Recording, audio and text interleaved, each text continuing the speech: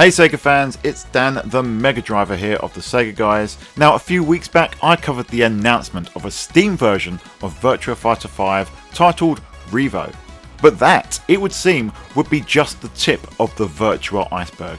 Last night at the Game Awards we saw a number of new announcements and finally details of a new full-on Virtua Fighter sequel. Let's get straight into these announcements and my impressions of the R.E.V.O Beta so far.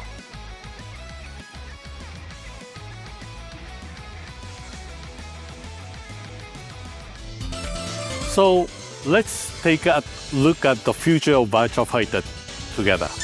Where else to start but the announcement of a new Virtua Fighter entry.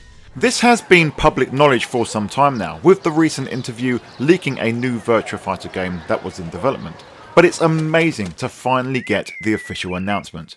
The teaser trailer starts with a short poem and a close-up of a bird's eye before it pans out.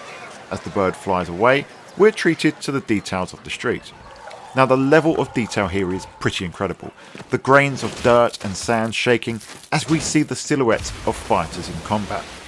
Eventually, one is sent through the wall of a building and we're treated to the new Virtua Fighter logo and the words Virtua Fighter is back. It's here that we actually see a snippet of the gameplay, a fighter in a trench coat and a hat obscuring his identity but seemingly accurate, fights a clearly recognisable Sarah Bryan. The fight is fast and fluid and we only see a few seconds, but it is enough to leave an impression. In the Virtua Fighter Direct that followed, Sega talked about how they wanted to look at what Virtua Fighter was, and what they came up with was innovation and reality. You can sense that in the trailer. The visuals, animations and the combat itself all have a more realistic edge than any other fighting game, unless you count boxing or UFC simulations.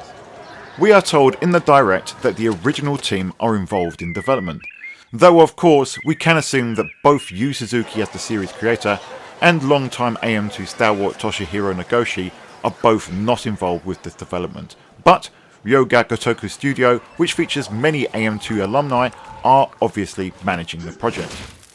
There's a lot of things that I liked about what I saw. The combat looks weighty and realistic. There's no hit sparks or pyrotechnics, giving it that raw feel that feels like where Virtua Fighter should be headed, rather than imitating the flashiness that something like Tekken offers. The fighting area itself was very realistically rendered. It was set in a street, giving the impression of a more street fighting based title than, say, Street Fighter. There's a raw kung fu movie feel to it all, and it feels fresh, different and exciting, but still very much on brand for the Virtua Fighter series. Whether it will actually be called Virtua Fighter 6 or will be a reboot of sorts, given the real world dates of births of the original cast put them between 45 and 112 years old, so whether it's a reboot remains to be seen. It's all very, very early, with footage labelled pre-alpha, but we can take comfort in the reality that a new Virtua Fighter is coming along at last. While Virtua Fighter 6, or whatever this new title is called, may be a few years away, we have some new Virtua Fighter content that we can enjoy now and within the next few months. As previously mentioned, there are a few updates coming for Virtua Fighter 5 Ultimate Showdown. We have not one, not two, but now we have 3 new titles incoming, although they are all basically the same game. Anyway, to add to the updates of Virtua Fighter 5 REVO on Steam, which we'll get into shortly, and Virtua Fighter 5 eSports 2.0 in the arcade, the PlayStation 4 version is receiving an update that gives us another version, this time titled Ultimate Showdown 2.0. This version features balance changes, new moves and combos, and upgraded hit effects. The last part isn't anything to do with hit sparks, rather the effect of hitting characters with certain moves, and ties in with the rebalancing of the game.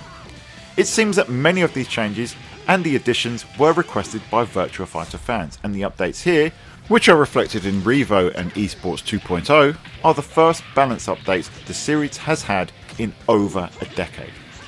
Speaking of REVO then, a few more details were revealed in the Direct. Unsurprisingly, it uses Ultimate Showdown 2.0 as a base. The biggest improvements for REVO are obviously the visuals and the rollback netcode.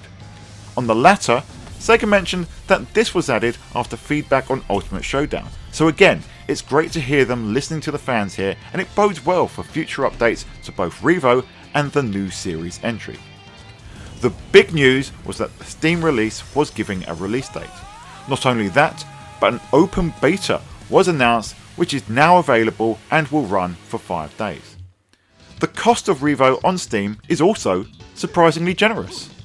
I agreed with Maximilian Dude when he said in one of his videos that Virtua Fighter REVO shouldn't cost more than $20. Thankfully, it's just £16 here in the UK, but if you pre-order, there's a 20% discount, meaning that you can pre-order the game for just £12.79. There's also a 30th anniversary edition with a bunch of extras to sweeten the deal. Speaking of releases, Sega announced a partnership with Limited Run Games to make physical releases of Ultimate Showdown on the PlayStation 4 and Virtua Fighter 2 on the Xbox available for consumers. I'm not the biggest fan of LRG, but there are some nice extras in here if that sort of thing interests you. Even cooler is the new Virtua Fighter merch that is now available on Amazon. Look at that awesome accuracy. Just look at it. Before we get into the beta itself, one loosely connected announcement was the new game from RGG Studio called Project Century, an open world adventure set in Japan in 1915. It looks gritty and stylish, and personally, as a big Yakuza fan, I cannot wait to see more.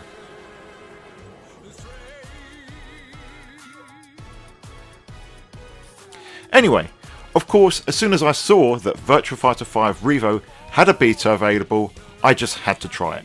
I signed up via Steam on the REVO store page, actually via the mobile app, and was accepted instantly and prompted to play.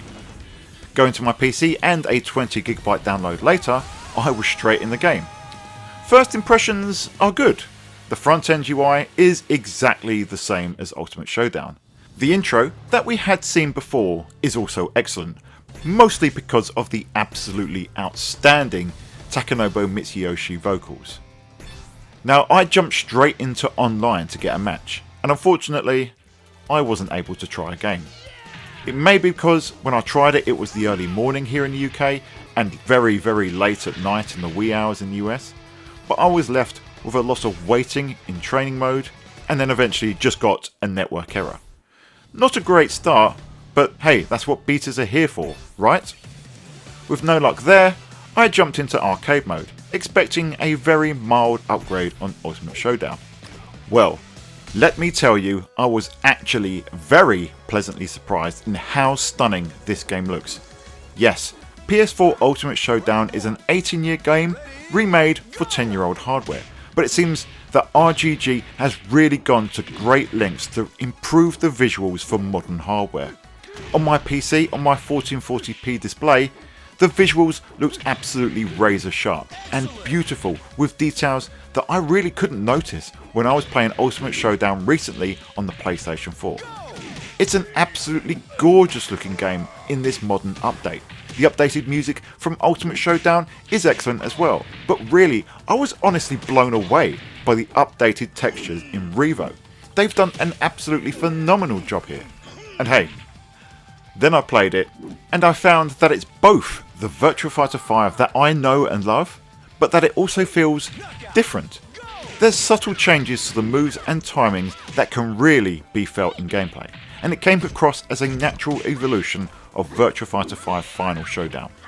The extra accessibility in executing moves and combos was something that I definitely felt, and even though I got my arse handed to me by Jarrell once again, I absolutely loved playing through these short runs in arcade mode.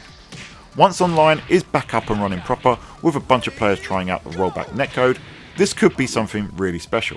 Sega has big plans for Virtua Fighter, it seems, with tournaments for REVO planned to really push the eSports side of the game.